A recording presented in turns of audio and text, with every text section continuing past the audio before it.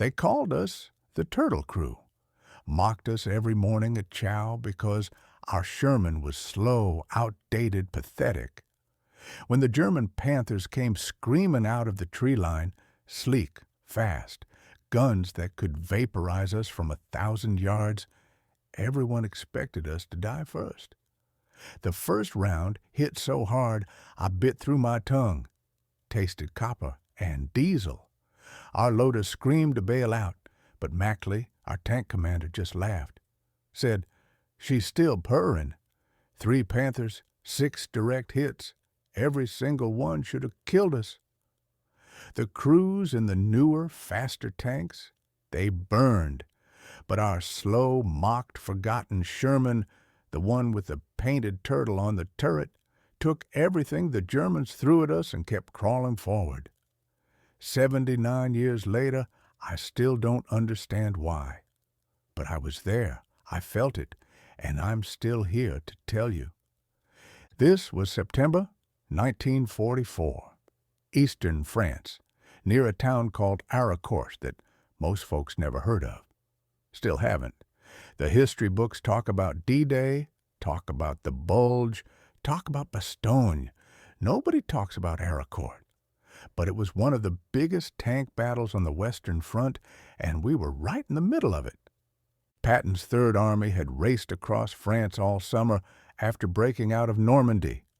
We thought we had the Germans on the run, thought the war might be over by Christmas. Then we hit the Moselle River and everything stopped. Fuel ran out.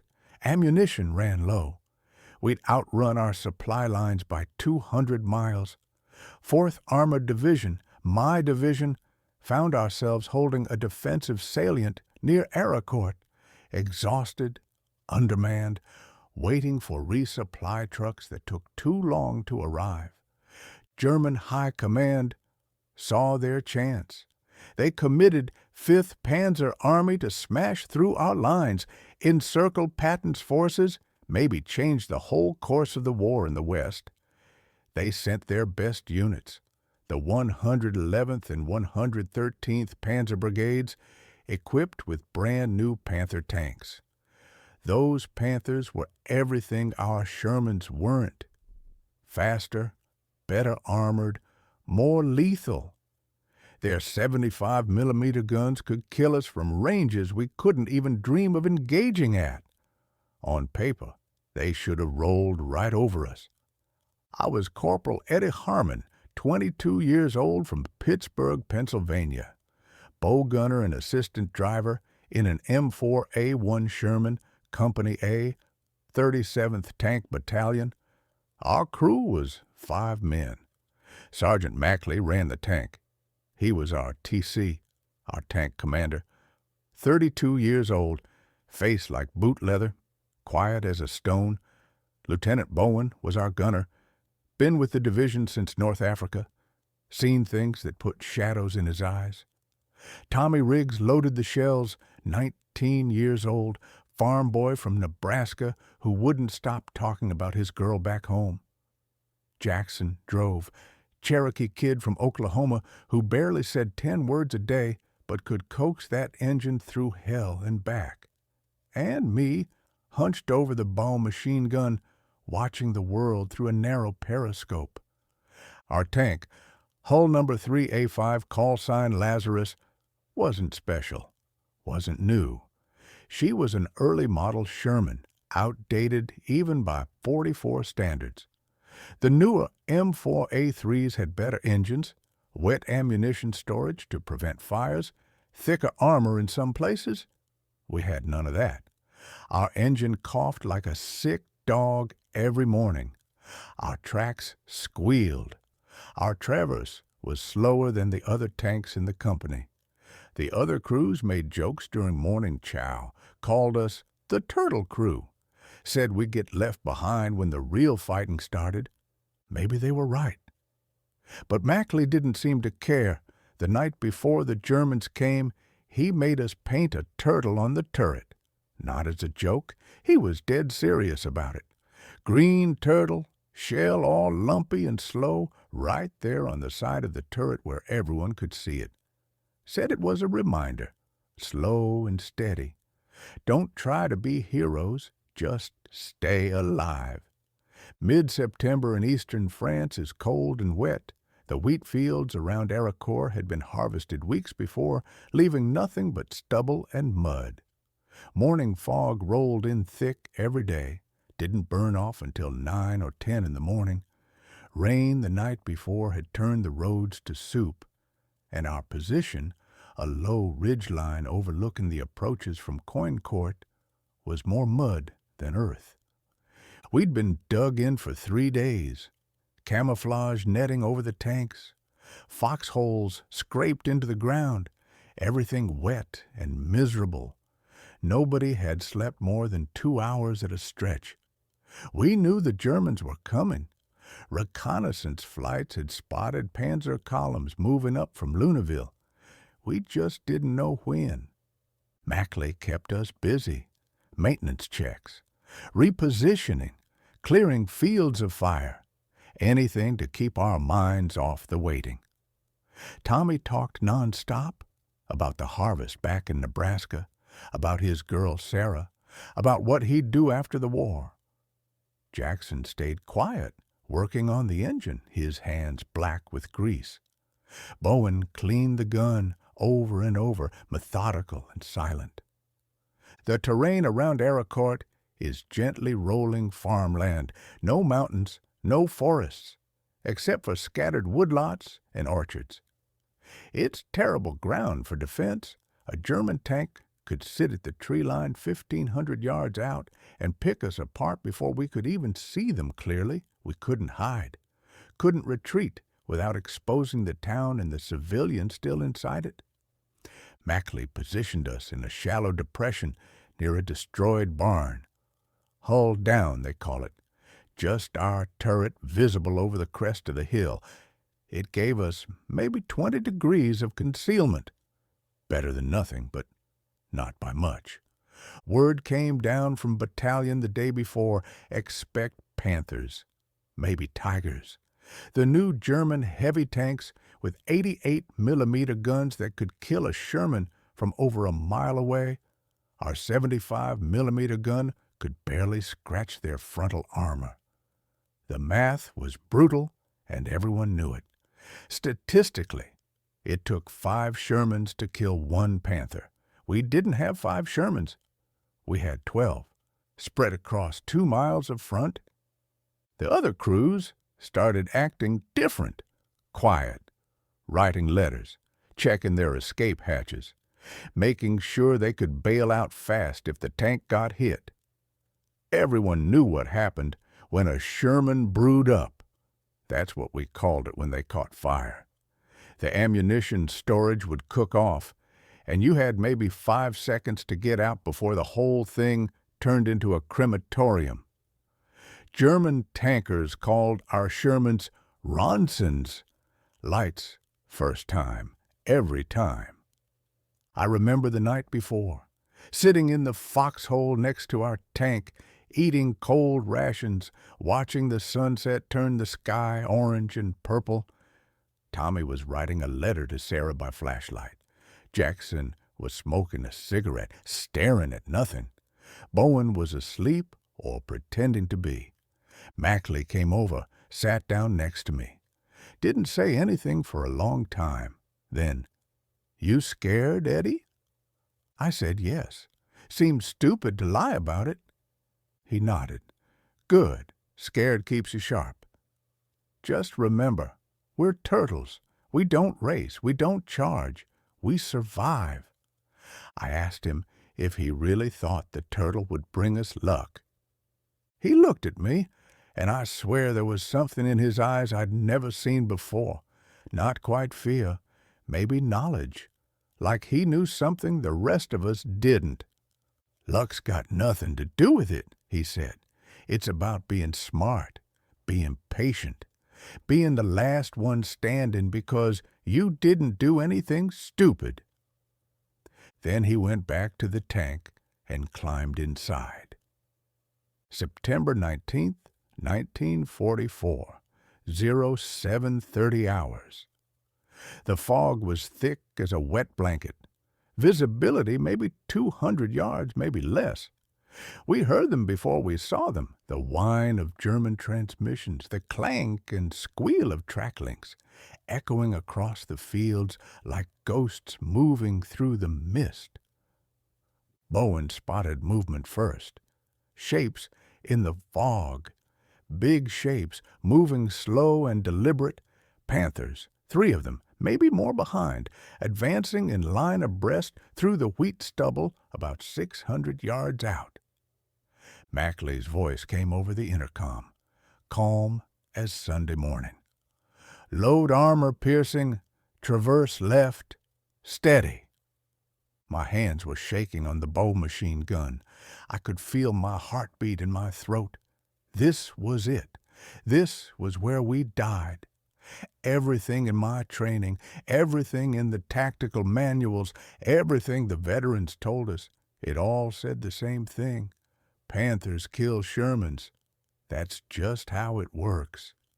Tommy's breath in my ear fast and panicked over the intercom.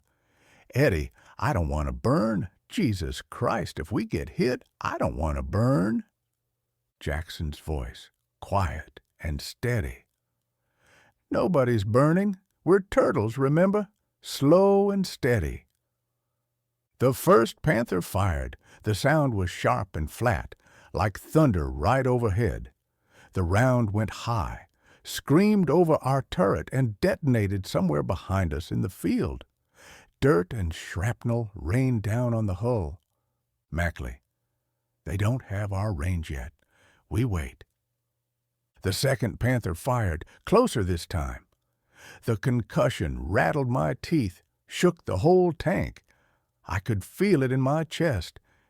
Then the third one found us. I don't remember the sound. I remember the light, white, blinding, like staring directly into the sun. And then I was on my back, ears ringing so loud I couldn't hear anything else. Tasted blood in my mouth. The whole tank lurched sideways. I thought we'd thrown a track. Thought we were dead. Tommy screaming, "We're hit! We're hit! Bail out! Bail out!"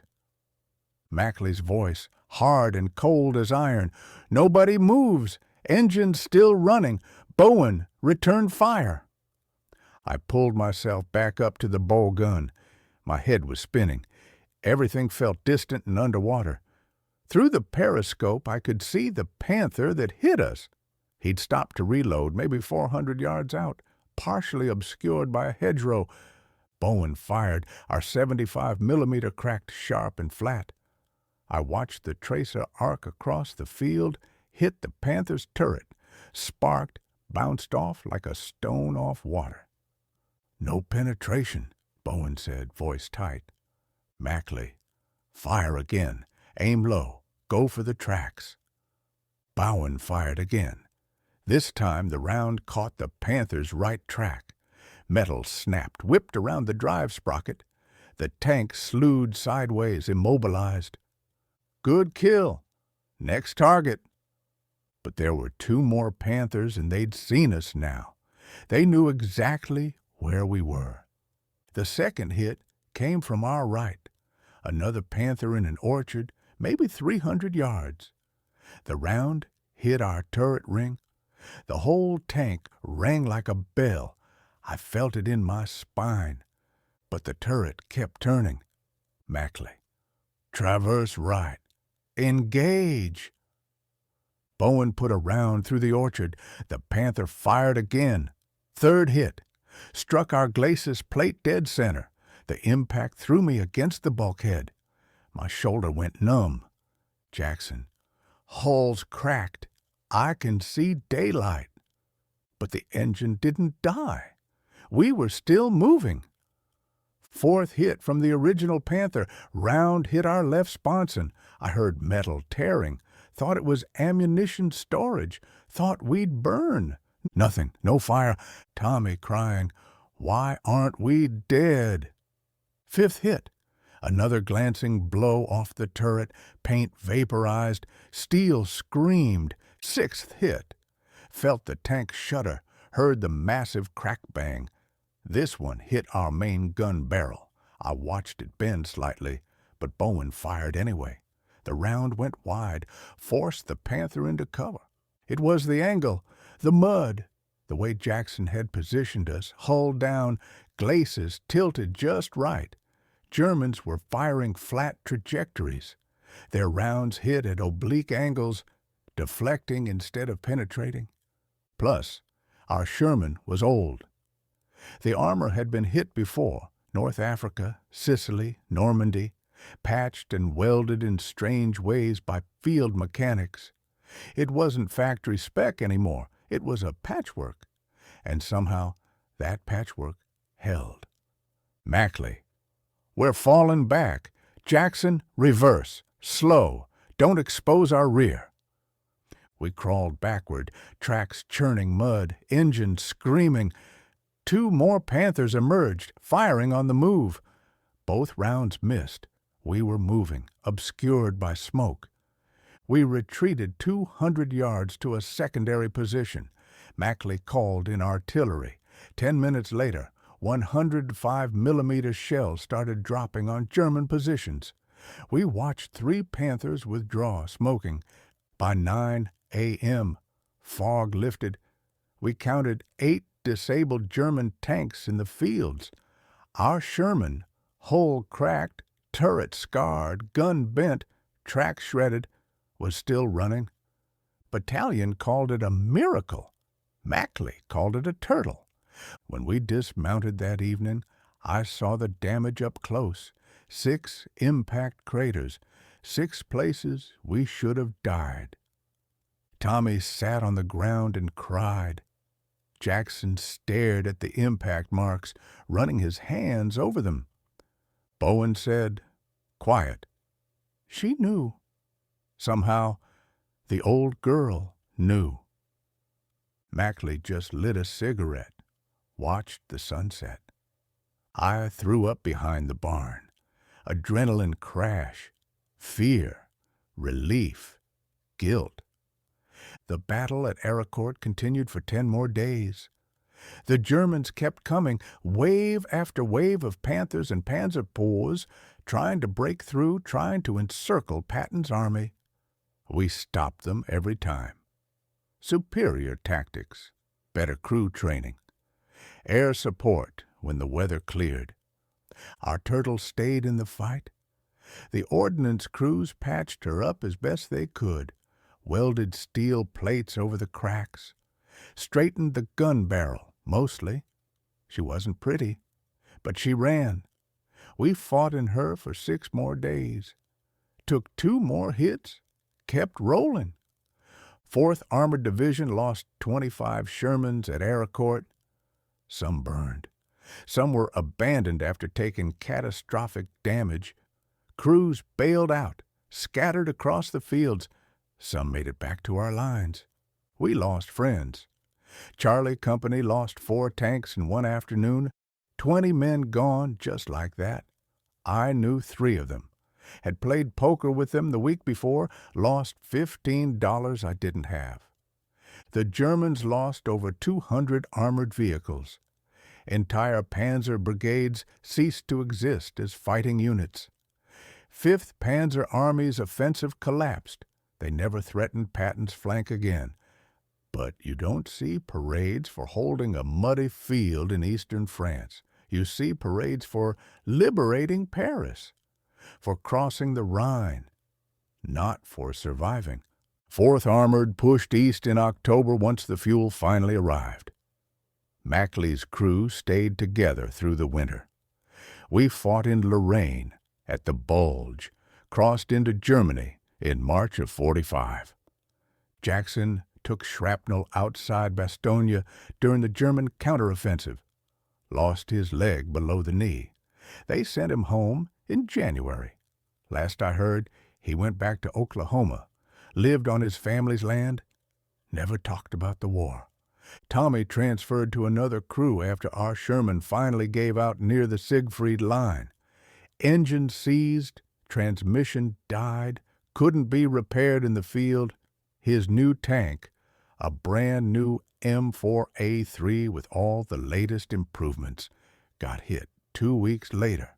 He burned, 19 years old, never saw Nebraska again, never married Sarah. Bowen made it all the way to the end. V.E. Day found him in Austria, still alive, still fighting. He went back to North Carolina after the war. I heard he never talked about his time in the tanks, not once, not even to his wife. Mackley stayed in the Army. Went to Korea in 1950 as a tank officer. Died there in 1953, 3 months before the armistice. Tank commander to the very end. Me? I went home to Pittsburgh. Got married to a girl named Dorothy I'd known in high school. Had 3 kids. Worked in a steel mill for 30 years. Retired with a pension and bad knees. Got old. But I still dream about that turtle. Still see those 6 impact marks on the hull. Still taste copper and diesel smoke. I don't know why I lived and Tommy didn't. Don't know why our Sherman took 6 hits and kept rolling while better tanks burned after one. Army sent engineers after the war to examine hull 3A5, looking for some anomaly. They didn't find anything special, just an old tank, patched and scarred and lucky. But I don't think it was just luck. I think it was Mackley. The way he positioned us, the way he kept us calm, the way he understood that surviving isn't about being fastest or strongest.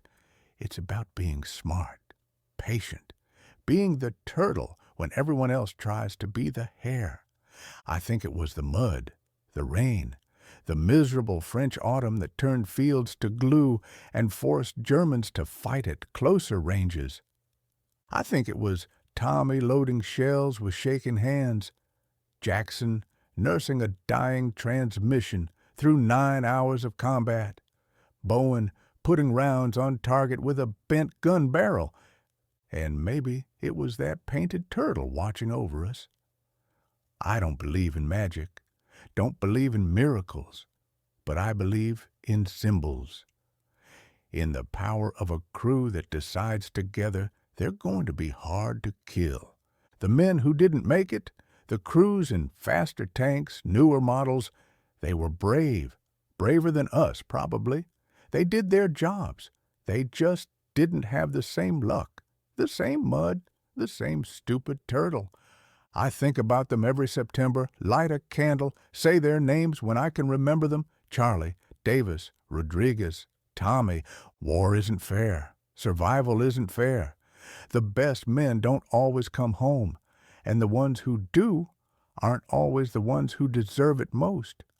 I've carried that guilt for 79 years, carried the weight of those empty tanks, those burning hulls, those voices on the radio that went silent. Ericourt was forgotten by history. The battle that saved Patton's flank, that destroyed an entire German panzer army, it barely gets a footnote. 4th Armored moved on. The war moved on.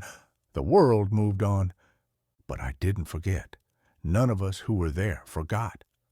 And that turtle, hull 3A5, the slowest, ugliest, luckiest Sherman in the European theater, she's still out there somewhere in my memory. Still rolling through the fog. Still taking hits that should kill her. Still refusing to die. Still a turtle, slow and steady, and somehow impossibly alive.